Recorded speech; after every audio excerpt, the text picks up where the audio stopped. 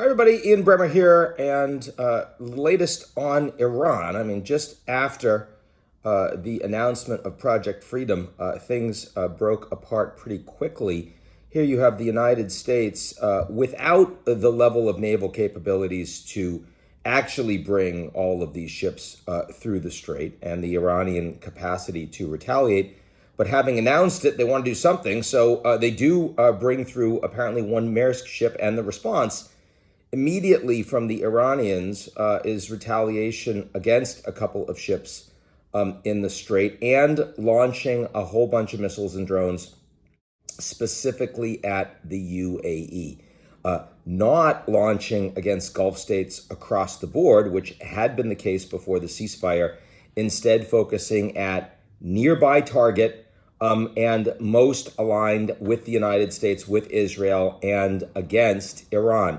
So clearly sending a couple of messages. First, that they are prepared, fully prepared to escalate to ensure that the strait remains closed unless they come to a deal. And secondly, wanting to divide the Gulf states, or should I say, wanting to further divide the Gulf states that are already divided internally on economic model, on geopolitical orientation, on alliance, and on how to respond to the Iran war.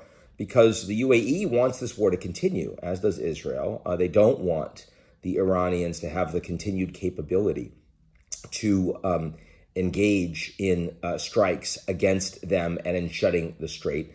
The Saudis would like this war over now and are much more interested in coming to some form of accommodation with Iran that would ensure regional stability and security. The Saudis, of course, can still get most of their oil out through their East-West pipeline.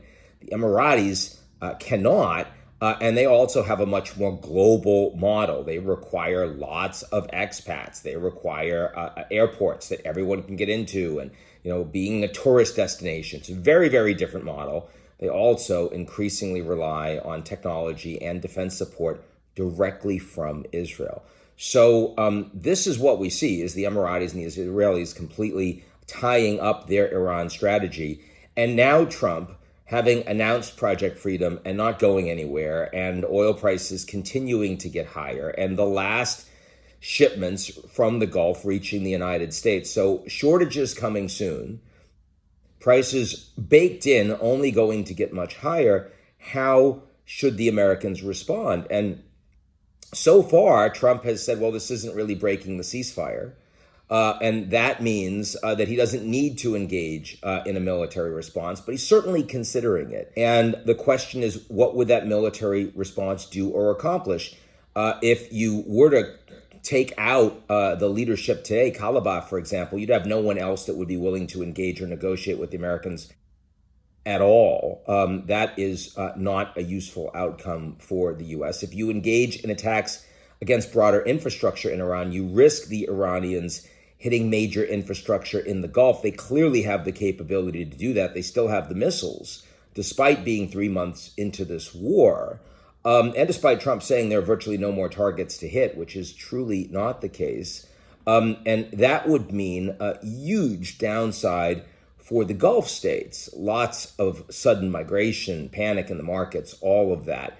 But the longer this goes on, the greater the economic consequences. So still, I believe packing up, declaring victory, and ending this war, and then having countries all over the world negotiate, including with the Iranians, to find a way to ensure that the strait remains open, because they will lose leverage over time.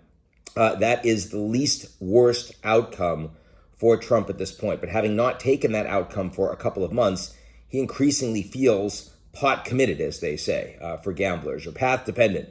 And if he knows he's going to lose the midterms, and he knows the gas prices are going to be over $5, and he knows it's all on him, then why not continue to roll the dice so that you can get something that feels like more of a win?